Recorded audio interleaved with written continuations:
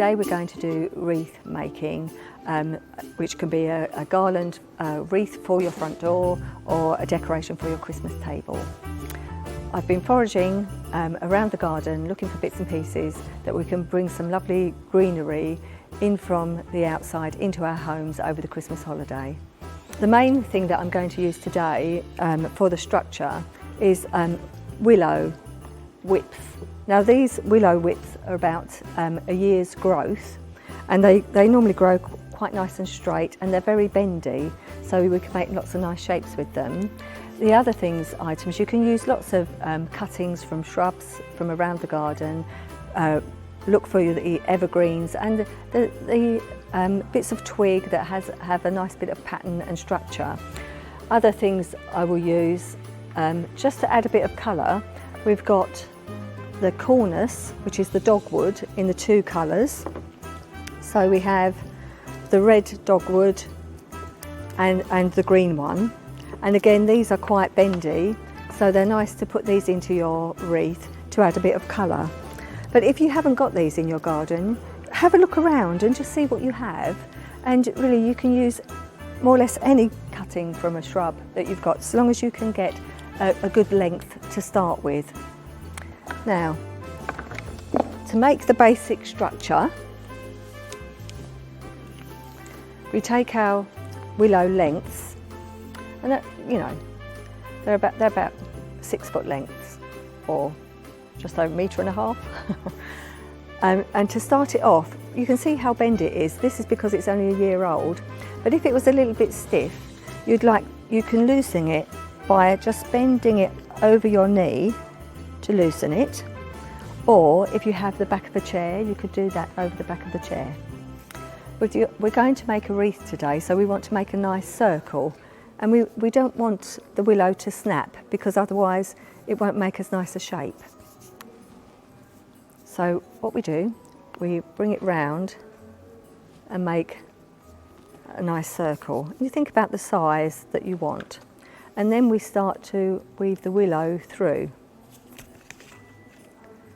And we just do that and weave it in and out to start the structure.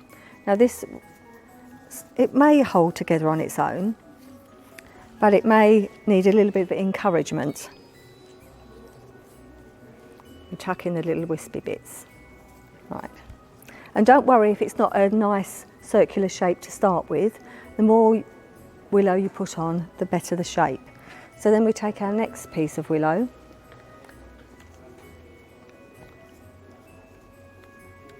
and we do the same again. So we're just weaving through the circle, pulling it through to make our willow wreath. And you will start to see the shape coming, and it will build up strength the more that you weave through. The one thing I will say is be careful of your eyes, because these are quite wispy and they could poke you in the eyes. I'm fortunate I've got glasses on, but that's one thing you do have to be careful of. And then tuck that in. And then we can start to get the shape. See, it's already starting to come together. And then we take the next one. And don't worry about these bits at the end, because we can trim those when we've finished. Okay. And again, bend it round and bend it through away from you, so that you don't poke yourself in the eye. Okay. It only takes a little bit of practice, and once you get the hang of it, you'll be fine. Now you can use more willow whips or less, depends on how big you want your wreath or decoration to be. And then we can take our secateurs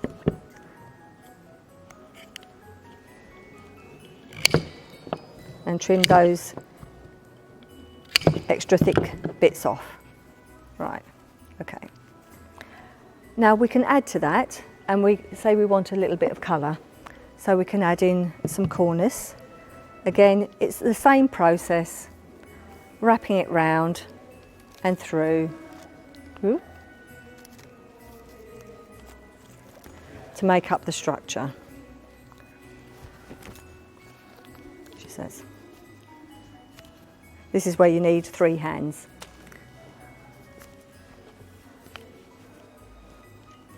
But it's a nice thing to do. And you know, either to make your table decoration or to make the garland for your door. Wrap that round. And then maybe a nice green one. This corner's lovely bright green. Add this one in as well. And so on until you're happy with the shape and the size of your garland. Now, this will increase in size again when you start to add your foliage.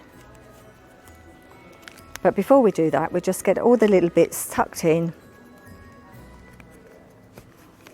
That's it.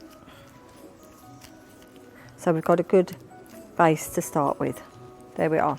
And now you can see, you know, you've got a basic shape of a table decoration or a wreath. And then it's entirely up to you how you decorate it. I like to be as natural as possible. On the table I've got evergreens, little trimmings from conifers. I've got some camellia. I've got some hazel where the catkins are just starting to come, and some alder. This is from my garden, I do like the alder tree. And then just a little bit, if you want to add some scent to it, there's some rosemary to add a bit of scent, and maybe some little pine cones from the larch trees, which are really nice at this time of year to gather up. Or you could add, if you've got a little collection of pine cones, you can use those as well to adorn your garland. But the holly is a very traditional plant to bring in over the winter. It's thought of as a sacred tree by many people, but the Druids in the olden days used to encourage people to plant it by their houses because the shiny leaves reflect the light, and it's supposed to bring a good omen. But when you bring it indoors, when you have your lights on in the winter time, the light reflects on the leaves and it's supposed to lift your spirits.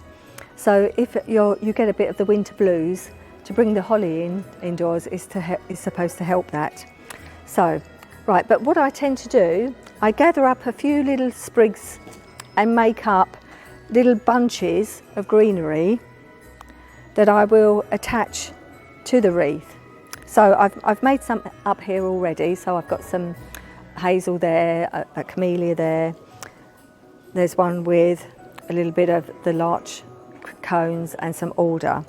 And then I tend to tie them in. So I've tied these bunches with a little bit of twine, and then I tie them into my garland to secure them. Tying it nice and securely so that it doesn't fall off.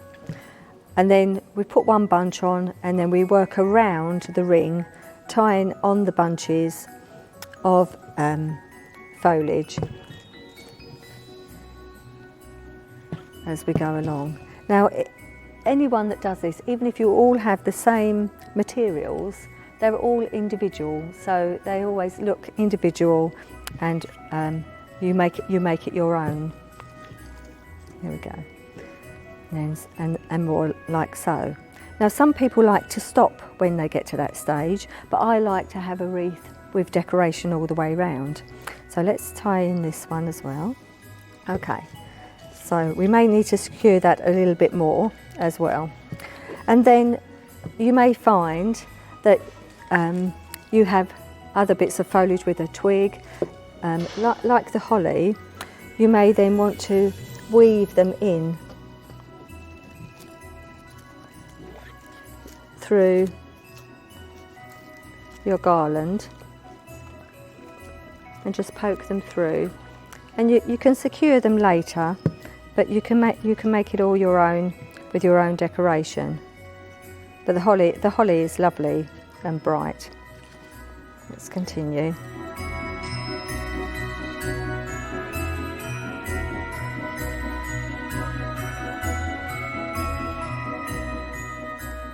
Now each of those little bundles has just been tied on with one piece of twine, but then you can go around and you can secure some more. And then you can decide if you want more on there or less, whatever you want to do. The other thing that you will need to do, that you may like to do, let's just tuck that in. Let's get it looking. You know, that's a matter of 5 minutes and you've already got something that you can see. But to secure that, if you're going to hang it up, you can find some nice ribbon. If you want to, you can add a bow to the bottom and ribbons. Or you can tie a ribbon to the top and then you can hang it from somewhere. Or if you want the table decoration, you might want the foliage all the way round. But also, like if you take a couple of pine cones and tie some stringing on your pine cone, just round the top like that.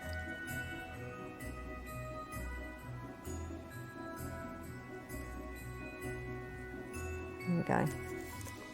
And then you can tie in a little pine cone, and that looks really cute too. And so as you're securing the bundles of foliage to your decoration, really you're just making the rest of the foliage secure as well by tying it in. There we are. Oh, I've got my order caught up. So then you've got your little pine cone on the bottom as well, and your foliage. And the little bits of red twine make it festive, or you could add more pine cones or more ribbon. Let's cut some ribbon. Let's make a nice bow for the top.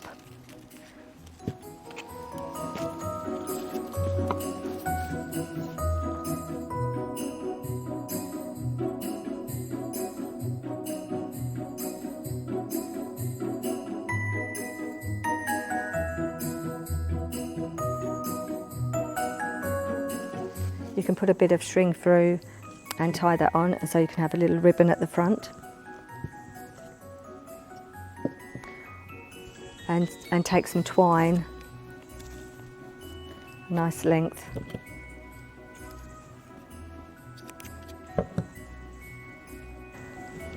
But you can hang it all up. Obviously you will take longer than me, and you can add more or less. It's entirely up to you.